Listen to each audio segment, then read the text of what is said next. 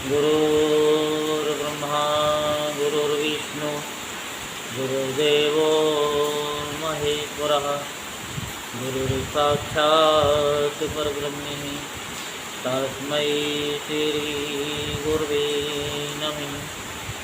ॐ गजाननं भूतगणाधिसेवितं कपितजम्बुफलचारुभक्षणम् उमासुतं शोकविनाशकारितं नमामि विघ्नेश्वरपादपङ्कजं।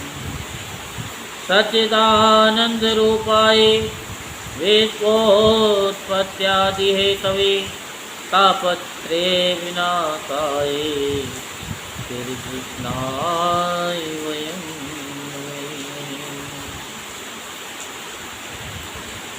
बोल वृंदावन बिहारी लाल की जय। बोल माँ के बिहारी लाल की जय। आज हम आपको श्रीमद् भागवत महापुराण में श्री कृष्ण के विरह में गोपियों की जो दशा हुई उसके बारे में आपको बताते हैं। अब से पहले हमने आपको रास लीला प्रारंभ की कथा सुनाई और अब श्री कृष्ण के विरह में गोपियों की क्या दशा हुई है वो आपको विस्तार पूर्वक सुनाते हैं। तो आप मन को एकाग्र करते हुए शांति पूर्वक कथा को श्रवण करेंगे और धर्म लाभ प्राप्त करेंगे। तो श्री सुखदेव जी कहते हैं, परीक्षित भगवान से ऐसा अंतर्ध्यान हो गई, उन्हें देखकर ब्रज युक्तियों की वैसी ही दशा हो गई जैसे योधपति गजराज के बिना हथनियों की होती है। उनका हृदय विरह की ज्वाला से जलने लगा। भगवान श्री कृष्ण की मदोन्मत्त गजराज की सी चाल, प्रेम भरी मुस्कान, विलास भरी चितवन, मनोरम प्रेमालाप, भिन्न भिन्न प्रकार की लीलाओं तथा श्रृंगार रस की भाव भंगियों ने उनके चित्त को चुरा लिया था। वे प्रेम की मतवाली गोपियाँ श्री कृष्ण में हो गईं और फिर श्री कृष्ण की विभिन्न चेष्टाओं का अनुकरण करने लगीं। अपने प्रियतम श्री कृष्ण की चाल ढाल, हास विलास और चितवन बोलन आदि में श्री कृष्ण की प्यारी गोपियाँ उनके समान ही बन गई। उनके शरीर में भी वही गतिमति, वही भाव भंगी उतर आई। वे अपने को सर्वदा भूलकर श्री कृष्ण स्वरूप हो गई और उन्हीं के लीला विलास का अनुकरण करती हुई मैं कृष्ण ही हूँ, मैं कृष्ण ही हूँ, इस प्रकार कहने लगी। वे सब परस्पर मिलकर ऊंचे स्वर से उन्हीं के गुणों का गान करने लगी और मतवाली होकर एक वन से दूसरे वन में, एक झाड़ी से दूसरी झाड़ी में जाकर श्री कृष्ण को ढूंढने लगी। परीक्षित भगवान श्री कृष्ण कहीं दूर थोड़े ही गए थे। वे तो समस्त जड़ चेतन पदार्थों में तथा उनके बाहर भी आकाश के समान एक रस स्थित ही हैं। वे वहीं थे, उन्हीं में थे, परंतु उन्हें न देखकर गोपियाँ वनस्पतियों से, पेड़ पौधों से उनका पता पूछने लगीं। गोपियों ने पहले बड़े बड़े वृक्षों से जाकर पूछा, हे पीपल, पाकर और बरगद, नंदनंदन श्याम सुंदर, अपनी प्रेम भरी मुस्कान और चितवन से हमारा मन चुरा कर चले गए हैं। क्या तुम लोगों ने उन्हें देखा है? पूर्वक, अशोक, नागकेसर, पुत्राग और चंपा, बलराम जी के छोटे भाई, जिनकी मुस्कान मात्र से बड़ी बड़ी माननियों का मान मर्दन हो जाता है, इधर आए थे क्या? अब उन्होंने स्त्री जाति के पौधों से कहा, बहन तुलसी, तुम्हारा हृदय तो बड़ा कोमल है। तुम तो सभी लोगों का कल्याण चाहती हो। भगवान के चरणों में तुम्हारा प्रेम तो है ही।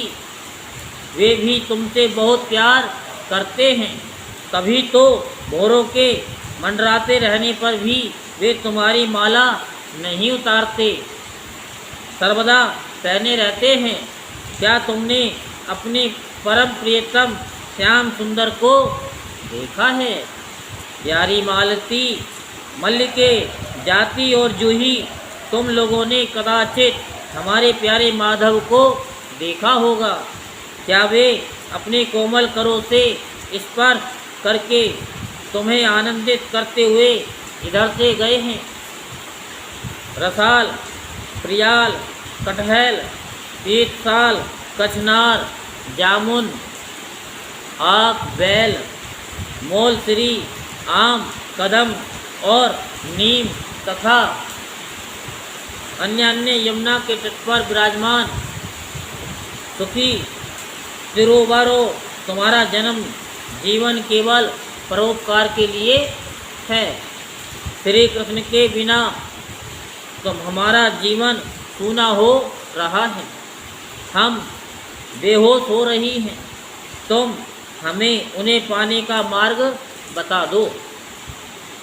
भगवान की प्रेयसी पृथ्वी देवी, तुमने ऐसी कौन सी तपस्या की है कि श्री कृष्ण के चरण कमलों का स्पर्श प्राप्त करके तुम आनंद से भर रही हो और तृणलता आदि के रूप में अपना रोमांच प्रकट कर रही हो? तुम्हारा ये उल्लास विलास श्री कृष्ण के चरण स्पर्श के कारण है, अथवा वामन अवतार में विश्व रूप धारण करके उन्होंने तुम्हें जो नापा था उसके कारण है। कहीं उन्हें भी पहले वराह भगवान के अंग संग के कारण तो तुम्हारी ये दशा नहीं हो रही है। अरे सखी, हिरण्यों, हमारे श्याम सुंदर के अंग संग से सुषमा सौंदर्य की धारा बहती रहती है। वे कहीं अपनी प्राण प्रिया के साथ तुम्हारे नैनों को परमानंद का दान करते हुए इधर से ही तो नहीं गए हैं। देखो देखो, यहाँ कुलपति श्री कृष्ण की कुंदकली की माला की मनोहर गंध आ रही है, जो उनकी परम प्रेयसी के अंग संग से लगे हुए कुछ कुमकुम से अनुरंजित रहती हैं। सरोवरों उनकी माला की तुलसी में ऐसी सुगंध है कि उसकी गंध के लोभी मत वाले भोरे प्रत्येक क्षण उस पर मंडराते रहते हैं। उनके एक हाथ में लीला कमल होगा और दूसरा हाथ अपनी प्रेयसी के कंधे पर रखे होंगे। हमारे प्यारे श्याम सुंदर इधर से विचरते हुए अवश्य गए होंगे। जान पड़ता है तुम लोग उन्हें प्रणाम करने के लिए ही झुके हो, परंतु उन्होंने अपनी प्रेम भरी चितवन से भी तुम्हारी वंदना का अभिनंदन किया है या नहीं? अरे सखी, इन लताओं से पूछो, ये अपने पति वृक्षों को भुज पास में बांधकर आलिंगन किए हुए हैं। इससे क्या हुआ? इनके शरीर में जो पुलक है, रोमांच है, वह तो भगवान के नखों के स्पर्श से ही है। अहो, इनका कैसा सौभाग्य है। परीक्षित, इस प्रकार मतवाली गोपियाँ प्रलाप करती हुई भगवान श्री कृष्ण को ढूंढते ढूंढते कातर हो रही थी। अब और भी गाढ़ आवेश हो जाने के कारण वे भगवान में होकर भगवान की विभिन्न लीलाओं का अनुकरण करने लगी। एक पूतना बन गई तो दूसरी कृष्ण बनकर उसका स्तन पीने लगी। कोई छकड़ा बन गई तो किसी ने बाल कृष्ण बनकर रोते हुए उसे पैर के ठोकर मार कर उलट दिया। कोई सखी बाल कृष्ण बनकर बैठ गई तो कोई तृणाव्रत दैत्य का रूप धारण करके उसे हर ले गई। कोई गोपी पांव घसीट घसीट कर घुटनों के बल बकैयाँ चलने लगी और उस समय उसके पाजे रुनझुन बोलने लगे। एक बनी कृष्ण तो दूसरी बनी बलराम और बहुत सी गोपियाँ ग्वाल बालों के रूप में हो गई।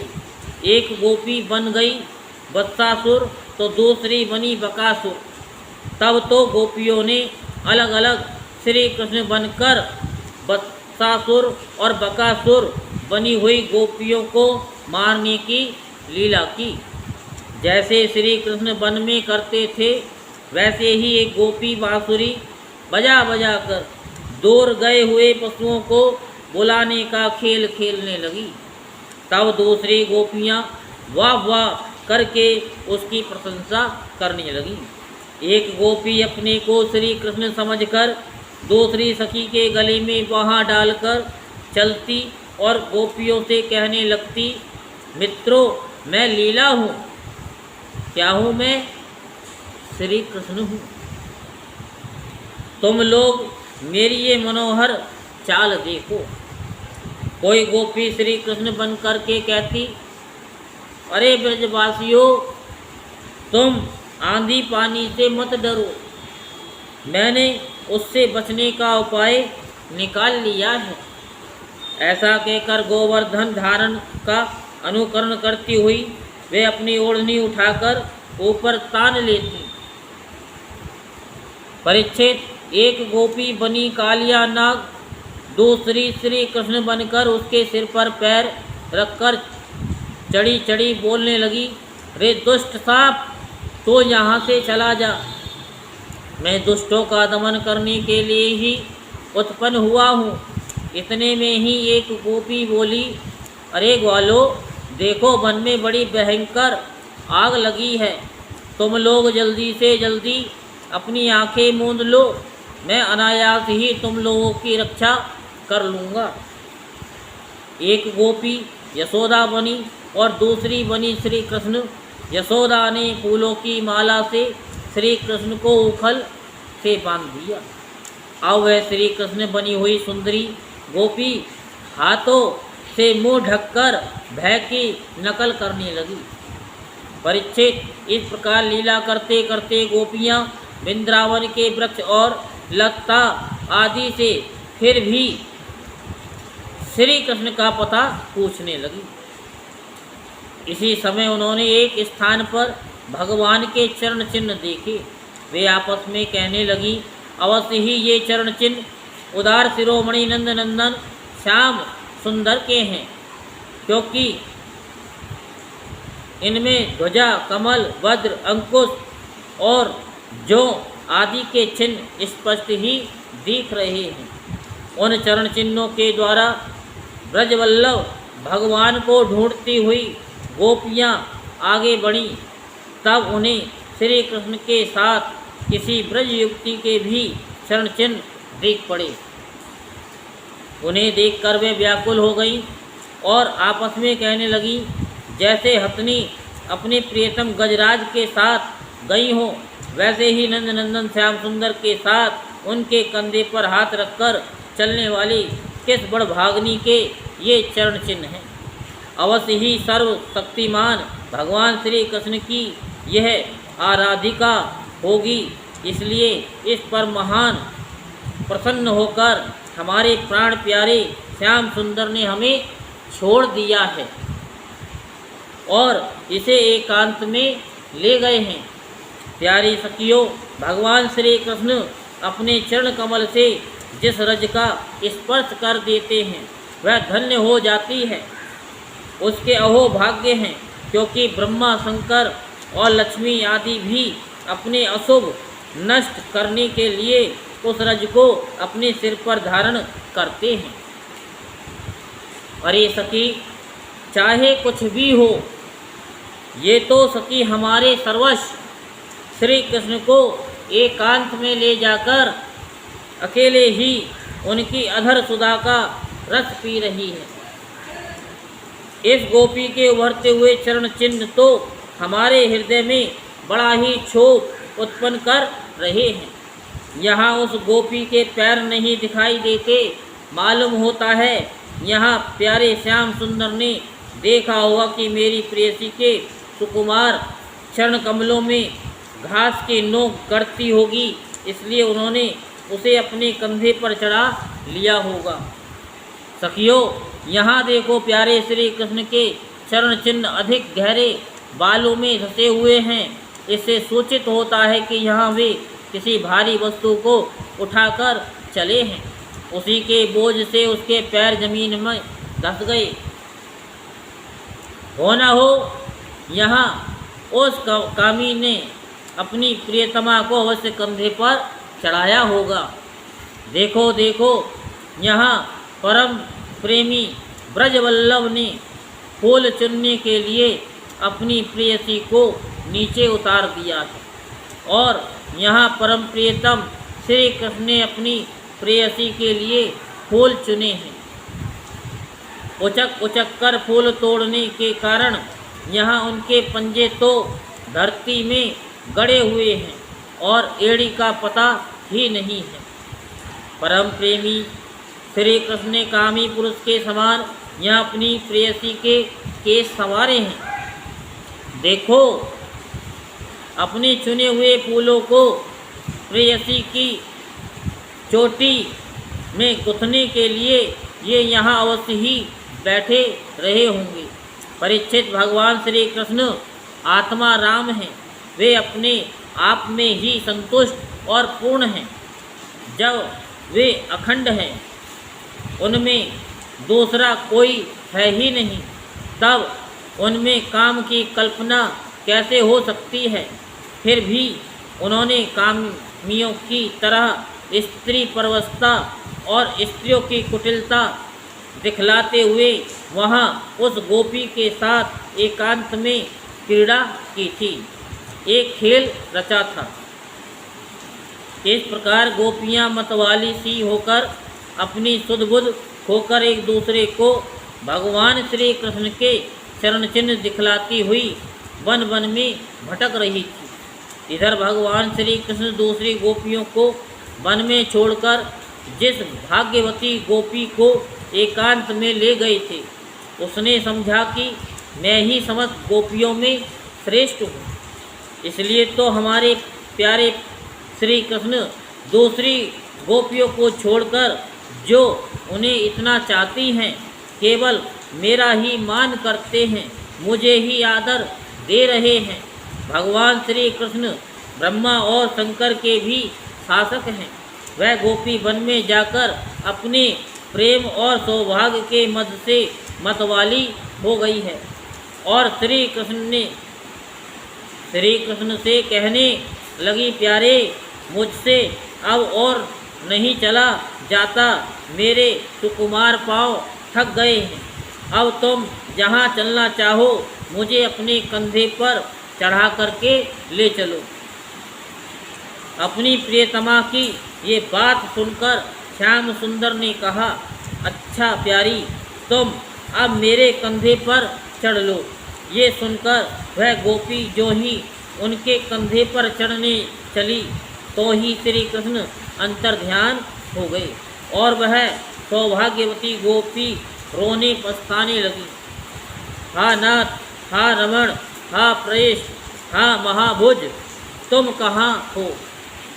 कहाँ हो मेरे सखा?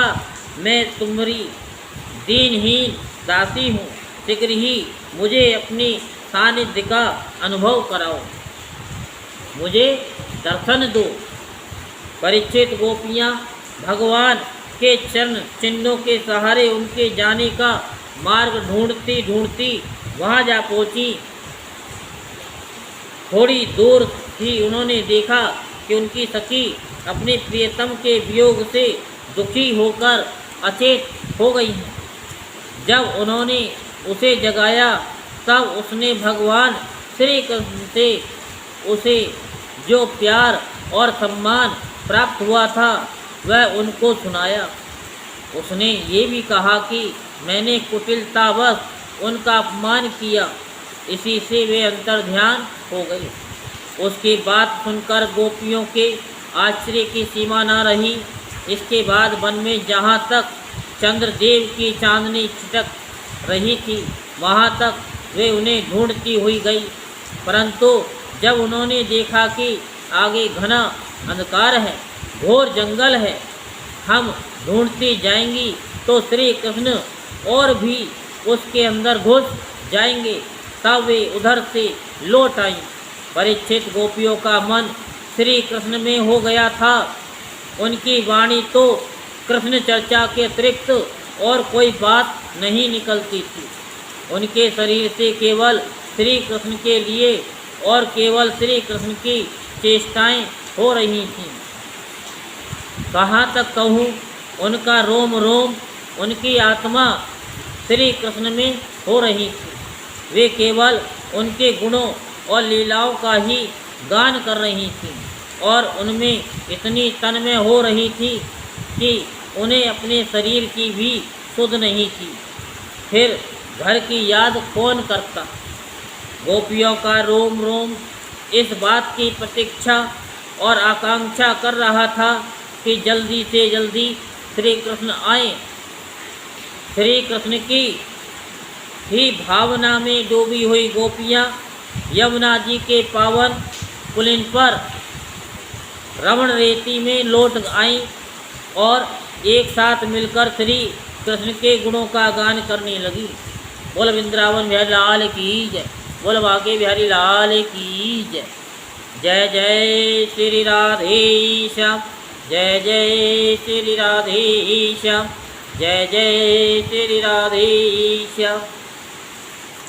कल आपको हम श्रीमद् भागवत महापुराण में अब गोपी गीत गाती हैं, तो उसका अर्थ हम कल विस्तार पूर्वक सुनाएंगे।